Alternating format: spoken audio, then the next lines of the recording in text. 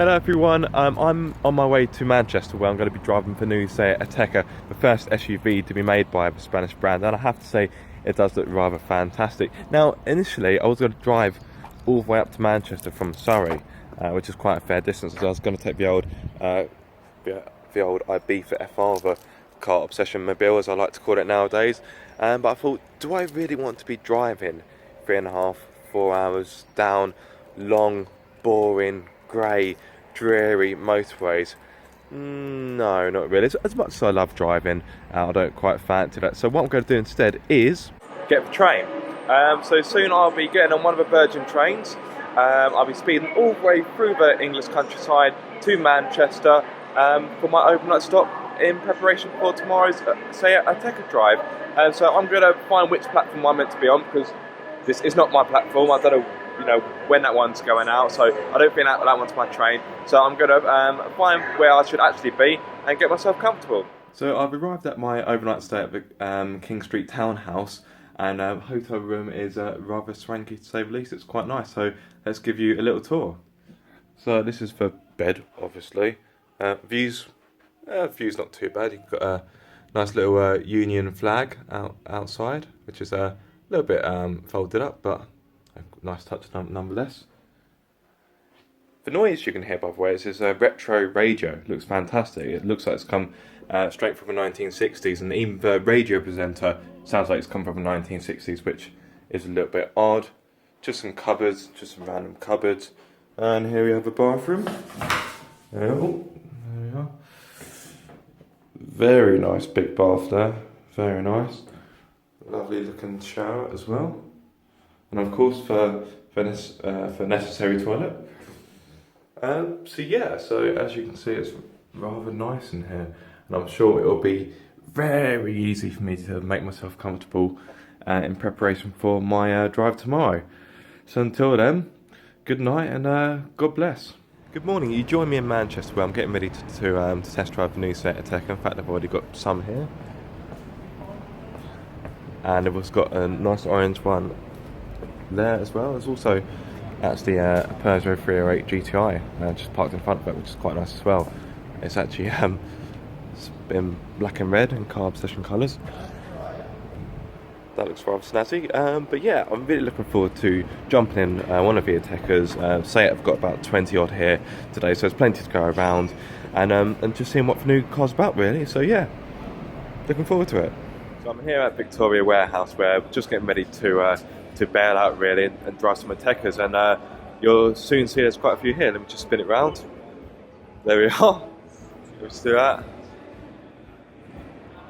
So quite a few Atecas, obviously quite a few different trims, a few different engines. Not too sure what I'm going to jump in. There's quite a few people here, so I'm just I'll be quite happy to get my hands on any of the keys really. I'm hoping to drive a top of the range excellence with a 2 litre TDI engine. It's also a 1 litre engine, which I'm quite keen to try, as it'd be interesting to see how it performs in a car of the Ateca size. And yeah, so just literally waiting now to get my hands on some keys.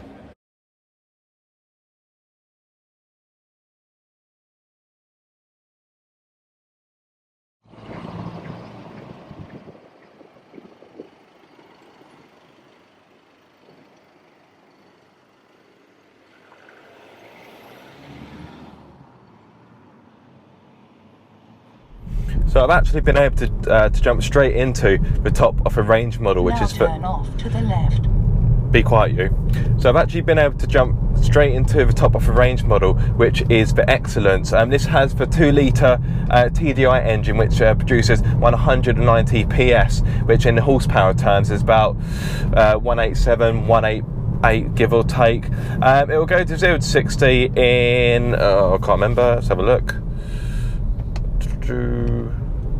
7.5 seconds, and it has a top speed of 132 miles per hour. It's priced at £29,990. So as I say, this is the top of the range model. This one's had a few optional extras added, like bigger alloy wheels and a few other gizmos and so forth.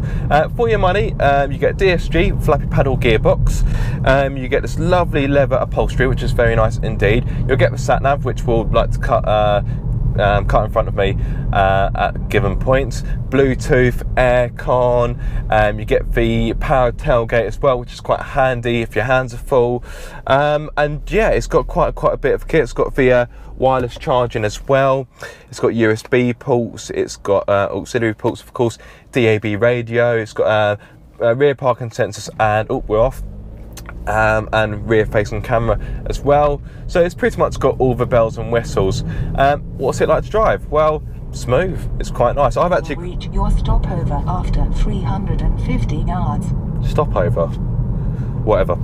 I've actually got it in sport mode because why wouldn't you? And it pulls quite well.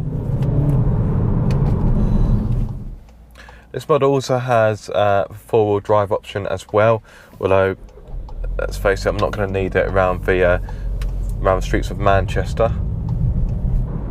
So in regards to the driving position, it's pretty bang on. It's an SUV, so you're obviously sat quite high. I found it very easy to get a good driving position. The steering wheel adjusts for rake and also reach, which is fantastic. Actually quite a nice steering wheel as well. Even the base model S gets a leather steering wheel, which is quite nice, and that is priced at just under £18,000. Dash has got a nice soft feel to it. It's quite impressive, and yeah, it's a nice place to be. Yeah, Dash got some nice bits of silver on it, which is quite nice. I actually started the morning briefly in the 1.6 TDI SE, and you know, after having driven it for about 10 or 15 minutes, the first word that came into my mind was smooth, and the same applies to the 2 litre TDI XCELLENCE. It's just a very smooth car. It's just very nice to drive, very relaxing, very comfortable. As I say, I'm cruising at just under 40 miles per hour. It's just easy as pie, absolutely easy as pie. It's lovely, it really is. I must confess, I'm not normally a big fan of automatic gearboxes. I prefer a proper manual, so I'm surprised I haven't gone to change gear yet, because it's something I tend to end up doing in in automatic cars. But yeah, just absolutely nice and easy, really nice, easy car to drive, and so far I'm enjoying it. I'm very relaxed. I'm more relaxed than someone who's in a bubble bath listening to Michael Bublé. That's how relaxed I am. Very nice indeed.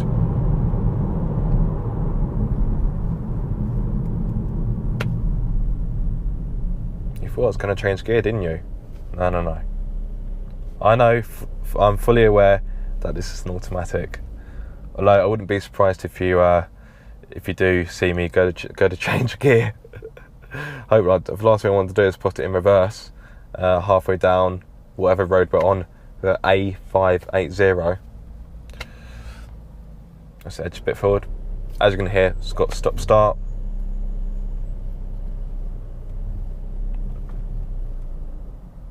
As diesels go, doesn't make the worst noise in the world. It's not too bad. Some diesel engines sound like they're being powered by charcoal, and they can sound pretty awful and pretty rough, but this one's not too bad.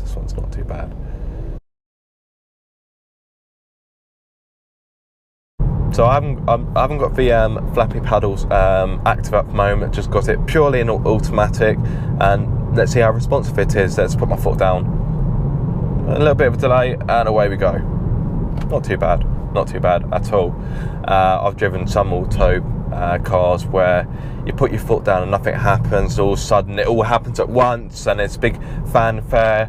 And I've also driven some automatic gearboxes which seem to have a mind of their own. You put your foot down, it changes up, then it does nothing for a few moments. So you just think, what is this Autobox connected to? What is controlling this? Because it's certainly not working, that's for sure. Oh, I went to change gear. I knew it would happen at some point. Right, let's overtake this lorry. There we are, that was pretty effortless. Auto gearbox responding well there.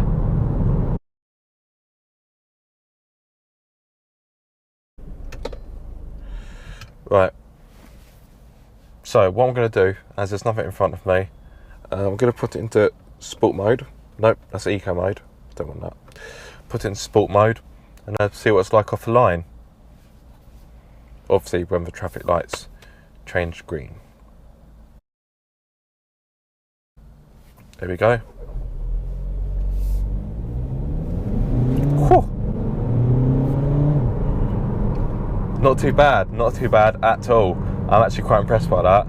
As I say, this will get to 60 miles per hour or 62 miles per hour, depending on how they've measured it, in 7.5 seconds, which is not bad at all. In fact, it's actually faster than the official figure for my SEAT IB for FR, which is, I think that's 8.7 seconds, 8.3 seconds, one of the two.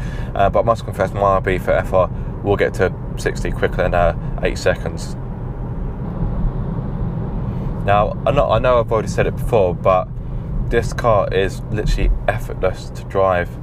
Literally, all I'm really doing now is a few steering adjustments here and there, just dabbing the throttle gently with my right foot and just sitting back. Life is good.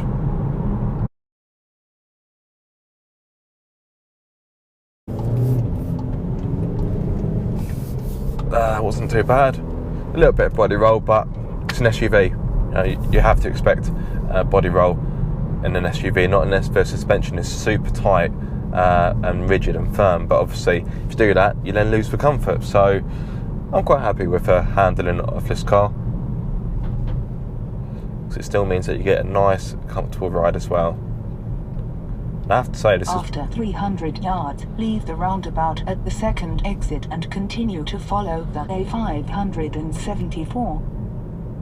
There isn't what I have to say. What I was going to say is, I have to say this is definitely one of the most comfortable cars I've driven all year. So just very nice, very nice. Please take this. Again, just stick it in. Yeah, impressive. Obviously, it's not going to break any lap records at the Nürburgring, but I'm sure it's fine enough on what road I'm on now, whatever it is. What road is it?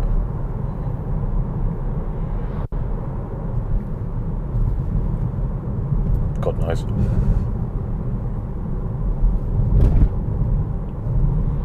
Two quite big potholes there. Barely felt a thing. Which is very handy on some of the simply woeful UK roads. It's got a bend coming up here.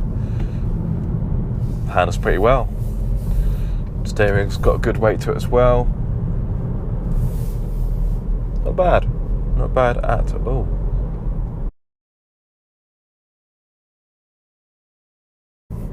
Right, so let's have a look at what the MPG is doing at the moment. Right, I don't want the sport information for once. Lap timer. Now that's an interesting one.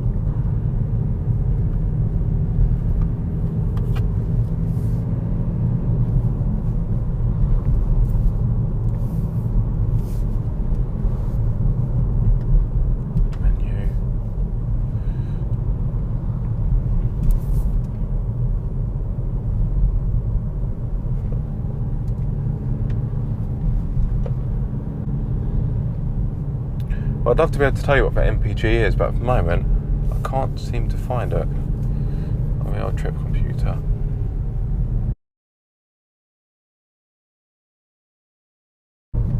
Aha, there we go. Finally found the MPG. So at the moment we're doing 37.8, which is not overly impressive at the moment, but I'm sure it will get better as we go on. And obviously I've got it in sport mode as well, and things like that won't help. Right, so I'm going to be sensible now. I'm going to put it into eco. There we are. To get a real sense of what the MPG is like from a 2 litre TDI. So I'm going to try and drive sensibly.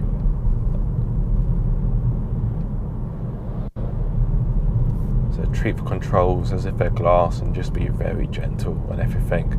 Not too hard on the accelerator. Right.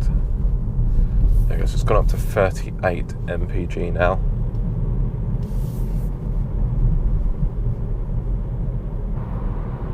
even at speed it's still relatively quiet. There's a little bit of road and wind noise, but it's a tall car, so that's to be expected. But even so, you know, I'm not raising my voice in here. I think I could actually whisper in here and you'd still be able to hear me quite well. Right, MPG update. We're now on 42.1 miles to the gallon. The official figure from SEAT is 53.3 miles to the gallon on a combined run, which is what I'm doing now. So this route is, you know, perfect for testing and see what the true MPG is. So yeah, so it's on 42. Well, it was on 42.1. It's ticked over to 42.2 now, which is 11 under the official figure. So it's not too bad. Obviously, if you're looking for more economy, please take the third exit. If you're looking for more economy, then you could of course get the 1.6 TDI, which I think will be the most. Now turn off to the left. Which I think will be the most popular choice for buyers.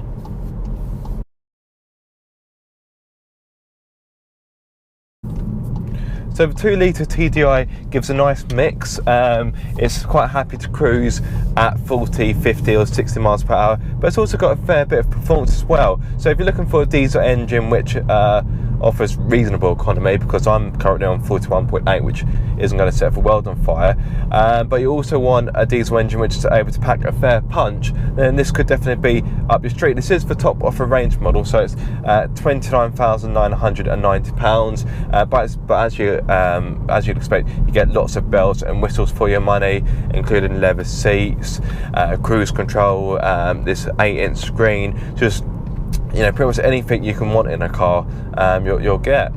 So yeah, so this is my first Ateca for the day, and it's definitely left a good impression on me. I don't know which one I'll be testing next, whichever one I can get my hands on, but yeah, stay tuned for the next car.